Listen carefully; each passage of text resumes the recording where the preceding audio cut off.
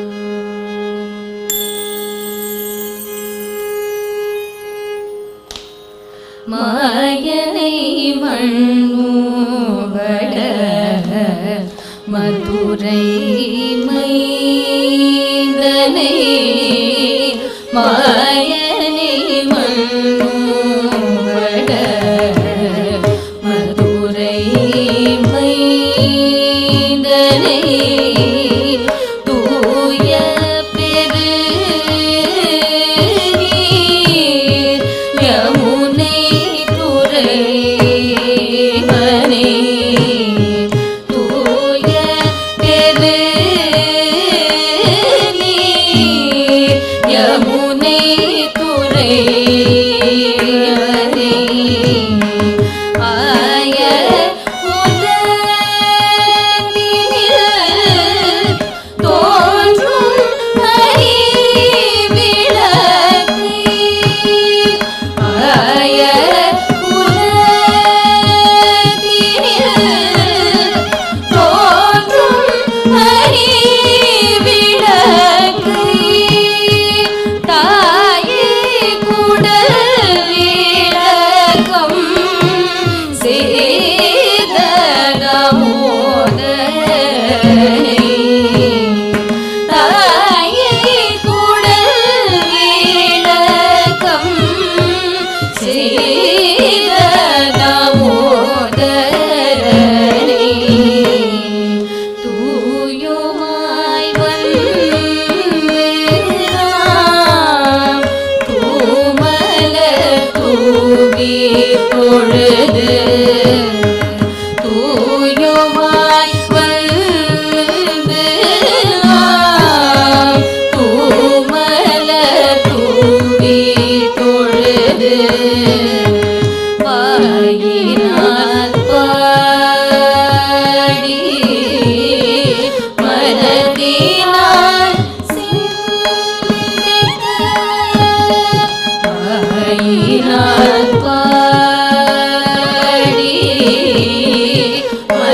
மனதினால் சிந்திக்க போய பிழையும் போகும் தருவாய் நின்றதவும் போய பிழையும் போகும் தருவாய் நின்றதவும்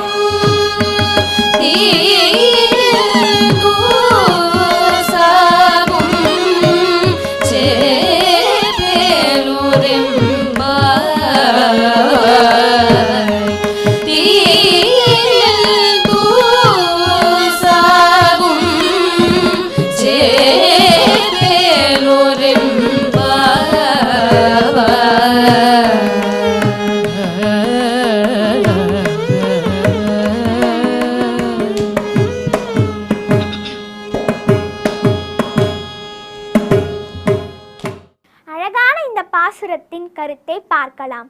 மதுராபுரியில் அவதரித்தவனும் யமுனை நதிக்கரையில் விளையாடி மகிழ்ந்தவனும் யசோதையால் இடுப்பில் கயிற்றை கட்டி ஏற்பட்ட தழும்பு உடையவனுமான கண்ணனை மனதில் நினைத்து அவன் புகழை பாடினாலே போதும், செய்த பாவங்கள் அனைத்தும் தீயினில் புகுந்த தூசு போல் காணாமல் போய்விடும்.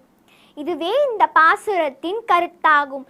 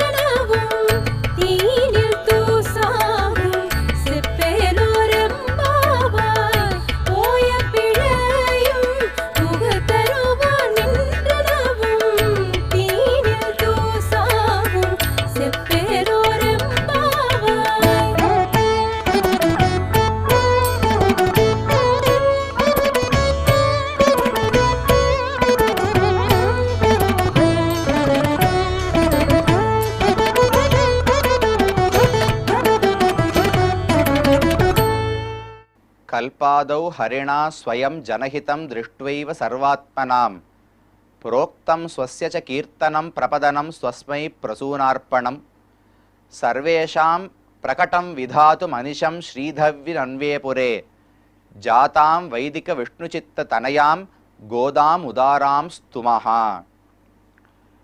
முன்பு பகவான் வராகப் பெருமானாக அவதரித்த போது கடலுக்குள்ளே மூழ்கியிருந்த பூமி பிராட்டியை உத்தரணம் செய்தார். பூமி பிராட்டியை தன்னுடைய மடியில் அமர்த்தி கொண்டு ஆலிங்கனம் செய்து கொண்டார். ஆனாலும் பூமி பிராட்டிக்கு நடுக்கம் வருத்தம் தீரவில்லை. தன்னை பகவான் ரட்சித்திருந்தாலும் தன்னுடைய பிள்ளைகளான உலக மக்கள் எளிதாக பகவானை அடைவதற்கு வழி தெரியாமல் தவிக்கிறார்கள். அப்ப அவர்களுக்கு ஏதாவது எளிமையான வழியை கூற வேண்டும் என்று பகவானிடத்திலே பூமி பிராட்டி அப்போது பிரார்த்தித்தாள். பகவானும் அதை ஏற்றுக்கொண்டு மிக எளிமையான ஒரு வழியை, உபாயத்தை பூமி பிராட்டிக்கு ரகசியமாக கூறினார். அந்த ரகசியத்தை உலகில் அனைவரும் அறிந்து கொண்டு உஜ்ஜீவனம் அடைய வேண்டும் என்பதற்காகத்தான் பூமி பிராட்டியே ஆண்டாளாக பிறந்தாள்.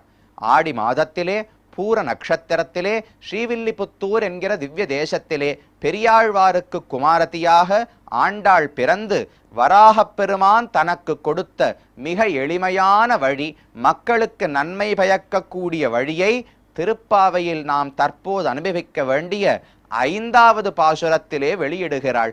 மாயனை மன்னு வடமதுரை மைந்தனை, தூய பெருநீர் யமுனை துறைவனை, ஆயர் குலத்தினில் தோன்றும் அணிவிளக்கை, தாயை குடல் விளக்கம் செய்த தாமோதரனை, தூயோமாய் வந்து நாம் தூமலர் தூவித் தொழுது, வாயினால் பாடி மனத்தினால் சிந்திக்க, போழ பிழையும் புகுதருவான் நின்னனவும், தீயனில் தூசாகும் செப்பு ஏலோர் எம்பாவாய் என்பது இன்றைய அற்புதமான பாசுரம்.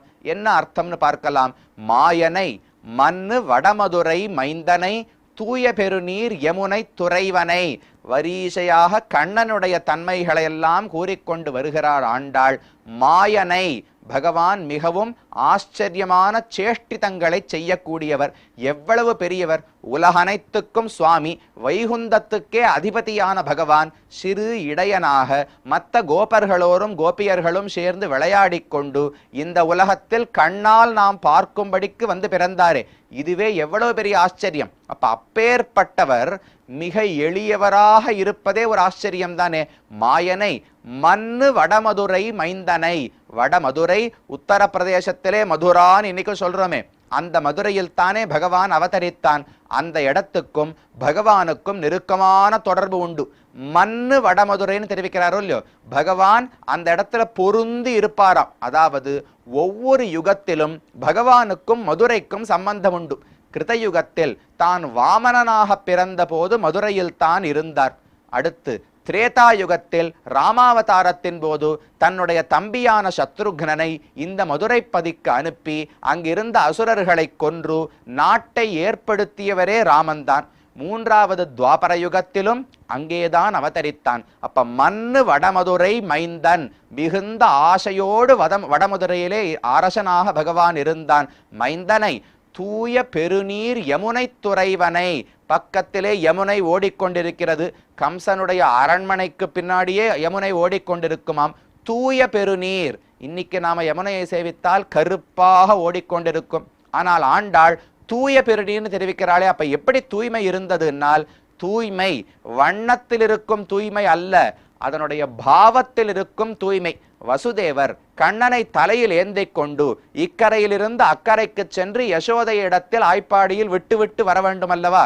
செல்லும் போது பெருநீர், யமுனை ரொம்ப ஆழமான நதியாம், நன்னா சுழித்து கொண்டு ஓடக்கூடிய வெள்ள சமயம். அப்போது வசுதேவர் தாண்டுவதற்காக யமுனை தன்னுடைய அளவை குறைத்து கொண்டு வசுதேவர் முழந்தாள் அளவுக்கு தன்னையே குறைத்து கொண்டதாம்.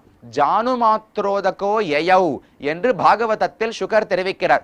ஜானுன முழந்தாள், முழந்தாள் அளவு வற்றி கொடுத்தாள் யமுனை. அப்ப பகவானுடைய கைங்கரியத்துக்காக தன்னுடைய போக்கை குறைத்து கொண்டு வழி செய்து கொடுத்தாளே, அதனால் தூய பெருநீர்னு ஆண்டாள் அழைக்கிறாள். தூய பெருநீர் யமுனை துறைவன், அந்த யமுனையிலே குளித்து வாய் கொப்பளித்து மாடுகளுக்கு நீர் அருந்த சொல்லிக் கொடுத்து மற்ற கோபிகைகளோடு விளையாடி எத்தனை நாட்கள் அங்கு பகவான் கழித்திருப்பான். தூய பெருநீர் யமுனை துறைவனை, ஆயர் குலத்தினில் தோன்றும் அணிவிளக்கை, இடையர்களுடைய குலத்திலே ஒரு மங்கள தீபமாக அந்த குலத்துக்கே மேன்மை வரும்படிக்கு பகவான் பிறந்தான். அணிவிளக்கை, தாயை குடல் விளக்கம் செய்த தாமோதரனை. ஒரு பிள்ளை என்ன செய்ய வேண்டும்? தன்னுடைய நடத்தையாலே தன்னை பெற்ற தாயினுடைய வயிறுக்கு பட்டம் கட்ட வைக்க வேண்டும் இல்லையோ? என்ன தவம் செய்து இப்படி ஒரு மகனை பெற்றாளோ யசோதை தெரியவில்லையே என்று அனைவரும் தாயினுடைய குடல் அவளுடைய கர்ப்பத்தை போற்றும்படிக்கு அது விளக்கமடையும்படிக்கு செய்தானே. அப்படி என்ன செய்தார் என்றால், தாமோதரனை தாய்க்கு கட்டுப்பட்டு அவள் தாம்பால் கட்ட வந்தால் கட்டுண்டு கிடந்தானே, தாய்க்கு நான் அடங்கியவன்னு குழந்தை காண்பித்தால் அதுதானே தாய்க்கு பெருமை. தாய் சொன்னாலே கேட்க மாட்டான்னு சொன்னால் தாய்க்கு பட்டம் கட்ட மாட்டார்கள். தாயை குடல் விளக்கம் செய்த தாமோதரனை, இப்படிப்பட்ட கண்ணனை என்ன செய்ய வேண்டும்? தூயோமாய் வந்து நாம் தூமலர் தூவித் தொழுது வாயினால் பாடி மனத்தினால் சிந்திக்க. இந்த மூன்றும் தான் வராகப் பெருமாள் பூமி பிராட்டிக்கு சொன்னது. மனதாலே கண்ணனையே நினைக்க வேண்டும், வாயாலே அவனுடைய நாமங்களையே பாட வேண்டும், கைகளாலே மலர்களை கொண்டு அவனுக்கு அர்ச்சனை செய்ய வேண்டும். ஸ்வஸ்ய கீர்த்தனம் பிரபதனம் ஸ்வஸ்மை பிரசூனார்ப்பணம். தூமலர் தூயோமாய் வந்து நாம் தூமலர் தூவி தொழுது, மலர்களை கட்டி மாலையாக சமர்ப்பிக்கணும்னு சொல்லவில்லை ஆண்டாள். தூமலர் தூவி, தூவருதுன்னா ஒரு கிரமமாக வரிசையாக போடணும் கூட தேவை கிடையாது. ஏதோ ஒரு வரிசையில் ஏதோ ஒரு பூ, உயர்ந்த தாமரை பூ மட்டும்தான் பகவான் ஏற்றுக்கொள்வார்னு சொல்லல. எந்த பூ கிடைக்கிறதோ அதை எந்த வரிசையில் வேண்டுமோ சேர்க்கலாம். ஆனால் தூமலர், மலர் தூய்மையானதாக இருக்க வேண்டும். மலருடைய தூய்மை என்னவென்றால், நான் இன்னைக்கு புஷ்பம் சமர்ப்பித்தேனா எனக்கு நாளைக்கு வியாபாரத்தில் ஒரு 10,000 ரூபாய் வரணும், அல்லது நாளைக்கு எனக்கு ஒரு வீடு கிடைக்க வேண்டும் என்று எதிர்பார்ப்போடு சமர்ப்பிக்க கூடாது. அனன்ய பிரயோஜனமாக இதை கொடுத்ததற்கு எனக்கு பதிலுக்கு ஒன்று வேண்டும் என்கிற எண்ணம் இல்லாமல் அவனுடைய ஆனந்தத்துக்காக சமர்ப்பித்தேன்னு ஒரு புஷ்பத்தை சமர்ப்பிக்கிறோமே, அதுதான் தூமலர். தூமலர் தூவி தொழுது வாயினால் பாடி, வெறும பாடின்னு சொல்லியிருக்கலாம். வாயினால் பாடி என்றால் வாய் கொடுக்கப்பட்டதே உலக விஷயங்களை பேசுவதற்கா? பகவானை பற்றி பேசுவதற்குத்தானே. வாயினால் பாடி மனத்தினால் சிந்திக்க போய பிழையும் புகுதருவான் நின்னனவும் தீயினில் தூஷாகும். இந்த பாசுரத்திலே அந்த ஆய்ப்பாடியில் கூடியிருந்த கோபிகைகளுக்குள் ஒருத்திக்கு ஒரு சந்தேகம் ஏற்பட்டது. நாம் எல்லாரும் 5 லட்சம் பெண்கள் சேர்த்து விட்டோம், நமக்கு பெருசா ஞானம் எல்லாம் கிடையாது, தர்மசாஸ்திரங்களை கற்கவில்லை, நாமோ சிறுமிகள், நாம் தொடங்கும் இந்த நோன்பு எந்த தடையும் இல்லாமல் முடியும் என்பதற்கு என்ன யாராவது உத்தரவாதம் கொடுக்க முடியுமா? பெரியவர்கள் தொடங்கும் காரியங்களே தடைப்பட்டு போகின்றன. அப்பேற்பட்ட வசிஷ்டர் இக்ஷ்வாகு குலத்துக்கே ராஜகுரு, அவர் நாள் குறித்தார் இன்னைக்கு ராமனுக்கு பட்டாபிஷேகம்னு. நடக்கலையே, 14 ஆண்டுகள் தள்ளி போய்விட்டதே. அப்ப அவருக்கே நடக்காதென்றால் நாம் எல்லாரும் சேர்ந்து ஒரு காரியத்தை தொடங்கினால் அது நிறைவேறுமா என்று சந்தேகத்தோடு ஒரு பெண் கேட்க, அவளுக்கு இந்த பாசுரத்தாலே பதில் கூறுகிறாள் ஆண்டாள். நாம் இதையும் முடிவு செய்யவே இல்லையே, பகவானாக இந்த நோன்பை நடத்தி கொடுப்பானே தவிர நாம் இந்த நோன்பை செய்கிறோம் என்று நினைக்க வேண்டாம். மாயனை தாமோதரனை செப்பு, பாசுரத்தின் கடைசியில் செப்புன்னு வருதோ இல்லையோ, மாயனை நாம் செப்பினால் அவனை பற்றி பாடினால் போய பிழையும் புகுதருவான் நின்றனவும் தீயினில் தூஷாகும். போய பிழை என்றால் இதற்கு முன்னால் நான் சேர்த்து வைத்திருந்த பெரிய மூட்டையா இருக்கிற பாவ கூட்டங்கள் போய பிழையும் புகுதருவான் நின்றன. இனியும் பகவானை நான் பற்றிய பிறகும் அவரிடத்தில் பக்தி பிறந்த பிறகும் தவிர்க்க முடியாமல் என்னையே தெரியாமல் ஏதாவது தவறுகள் செய்யலாமே, அந்த தவறுகளும் முன்னால் தெரிந்தே செய்த தவறுகளும் அனைத்தும் தீயிலிட்ட பஞ்சு போலே எரிந்து போய்விடும். தீயினில் தூஷாகும். நாம் என்ன பண்ணணும்னால் பகவானை பற்றி பாட வேண்டும். வசிஷ்டர் நான் நாள் குறிக்கிறேன் நடக்கும் நினைச்சார், நடக்காமல் போயிற்று. நாம் அப்படி நினைக்கவில்லையே, நாம் இந்த நோன்பை தொடங்குவோம், பகவானை பற்றி பாடுவோம். அவனை பாட பாட நம்முடைய பாபங்கள் தானாகவே கழிந்துவிடும். தத்யதா இஷீகதூலம் அக்னோப்ரோதம் பிரதூயேத ஏவம் ஹாஸ்ய சர்வே பாப்மான பிரதூயந்தே என்று உபனிஷத்தும் கூறுகிறது. ஆழ்வாரும் வேம் கடங்கள் மெய் மேல் வினமுத்தவும் தாங்கள் தங்கட்கு நல்லனவே செய்வான். ஒருவன் ஒரு முறை வெங்கடேச பெருமானை பார்த்து நமஹா என்று வணங்கி விட்டான் என்றால் அவன் முன்னால் செய்த பாபங்கள், பின்னால் செய்ய போகிற பாபங்கள் அனைத்தும் தீயிலிட்ட ஒரு தூசி போலே அழிக்கப்படுகின்றன தெரிவிக்கிறார். அப்ப நாம் பயப்பட வேண்டாம். சிறியவர்களான நாம் தொடங்கிய காரியம் நிறைவேறுமோ என்று சந்தேகம் வேண்டாம். பகவானுடைய அனுகிரகத்தாலே, அவனுடைய நாமங்களின் பெருமையாலே அனைத்து தடங்கல்களும் நீங்கி இந்த நோன்பு செவ்வனே நிறைவேறும் என்று ஊக்கம் கொடுத்தது, உறுதியளித்தது இன்றைய பாசுரத்திலே. மேலே 6வது பாசுரத்தில் ஆண்டாள் என்ன கூறுகிறாள் என்று நாளைய தினம் பார்க்கலாம். நமஸ்காரம். ஆண்டாள் திருவடிகளே சரணம். மீண்டும் நாளை சந்திப்போம். ஓம் நமோ வெங்கடேசாய.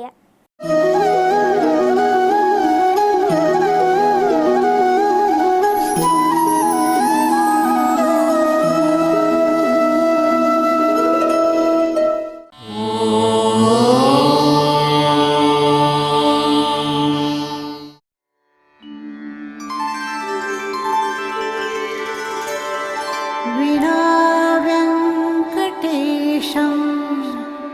ननाथो ननाथः सदा वेङ्कटेशं स्मरामि स्मरामि। हरे वेङ्कटेश प्रसीद प्रसीद। प्रियं वेङ्कटेश प्रयच्छ प्रयच्छ।